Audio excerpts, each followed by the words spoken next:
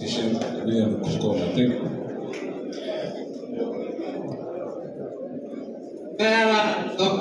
Uhuru, Mera PM Raila, Mama Ida, Mama Margaret Kenyatta, brothers and sisters, Governor James Orengo, my old friend, and Governor Professor Pete Nongo, I greet all of you.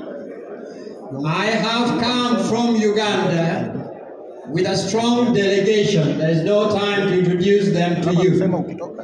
We have come to pay tribute.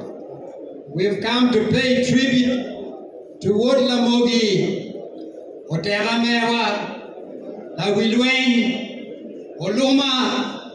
We have come to pay tribute to him with you. In Uganda, there's great excitement. As we were trekking our way here, we kept receiving messages from people who were wishing us well on this occasion.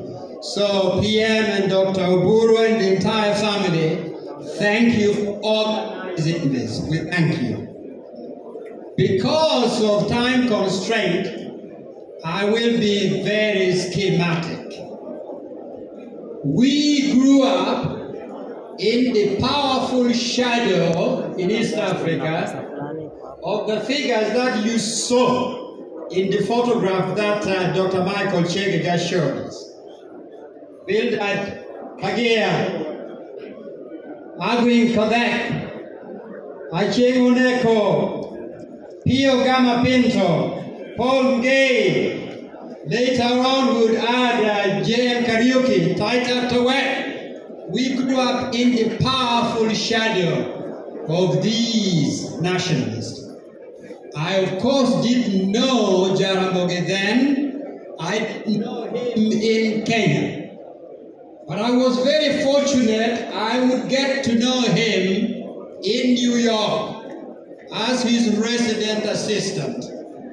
Jaramogi in the early 80s would travel to New York because he had an NGO registered with the United Nations, and also come to New York to organize to travel to neighboring countries. And I was therefore his resident assistant in New York, and very fortunate to spend a long number of hours with him. I just want to say this. First, Jaramogi could have become a historic president of Kenya. He did not. But he became somebody more important, with an impact more durable, because he led by example, because he led and lived by his conviction. Jaramogi therefore left a powerful legacy for all of us. The second thing I want to say is that I was struck by the virtues, by the attributes that were so self-evident in Jaramogi. His faithfulness to the people, his courage,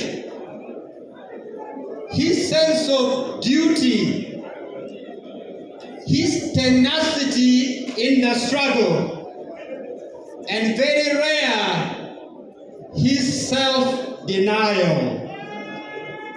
Denying himself in order to serve the greater good of the community.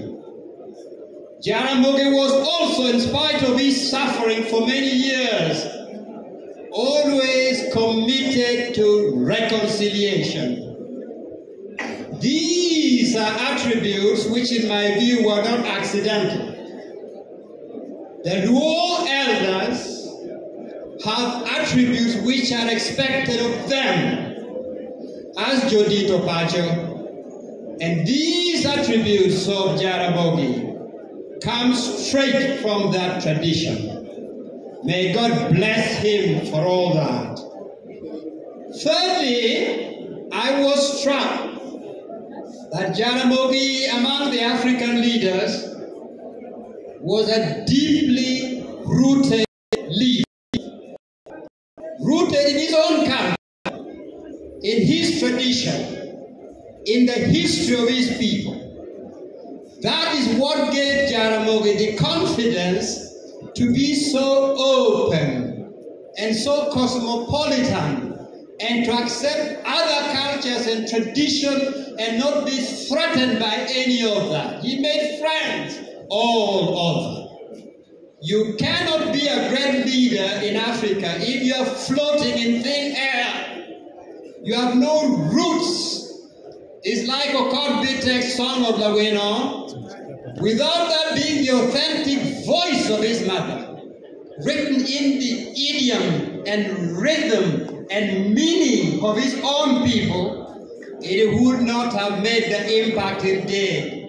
So in the political arena, Jaramogi was the equivalent. His rootedness made him a more authentic nationalist in Kenya. He made him a more powerful, convincing Pan-Africanist. How I wish that more of our leaders today would have those virtues. Then let me say this. Before Jaramogi, Bobby Marley said and sang, "We cannot sing the Lord's song in a strange land. We cannot sing the Lord's song in the land of not yet Uhuru." Jaramogi particularly provided this dirge, this soul-searching, this credo cœur, because of the wholesale plunder that some of our leaders are doing to our country. Not corruption. Corruption is a polite word. Wholesale plunder that is taking place. Jaramogi spoke of not yet Uhuru because he was opposed to some of the African leaders manipulating our ethnic diversity and richness to divide our people. Jaramogi never accepted this. Jaramogi said, not yet Uhuru, because he wanted power to be with our people, to elect those that should govern them, and not the string of rigged elections. And Jaramogi said, not yet Uhuru, because he believed in an egalitarian society, a society in which a child from the remotest village in Kenya can become Professor Nyang'nyong'o. A child from the rural areas and the slum can tomorrow become Dr. Uhuru. He believed with all his heart in that, in providing equality of opportunities. So, if we are today celebrating the life and contribution of Jaramogi, are we prepared to be worthy heirs of Jaramogi? Are we especially address this to the leaders and the intelligentsia? Are you prepared to be worthy heirs of Jaramogi's legacy? To fight the fight that he left midway. It is the unfinished business of not yet Uhuru. Are we prepared to accomplish that struggle? That is the meaning of today's gathering. And if we leave here determined to accomplish the unfinished business that Jaramogi started, then I'll say, what the bogi, what kikuj, oterawa, yue kikuj, we wori, we kikuj, we mon. Bien, wabichobo, what my lady, wabichobo, luen my child. So, Jaramogi, rest in peace. This mission will be accomplished. Rest in peace. Apoyo, Ero Kamano.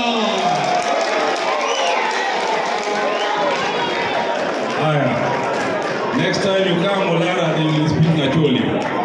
Apoyo, Irokamano. Asante. Thank you very much. Let me take this opportunity just to introduce the governors who are here and to ask Governor Abdul Swamad Sharif Nassim to say a word or two on their behalf.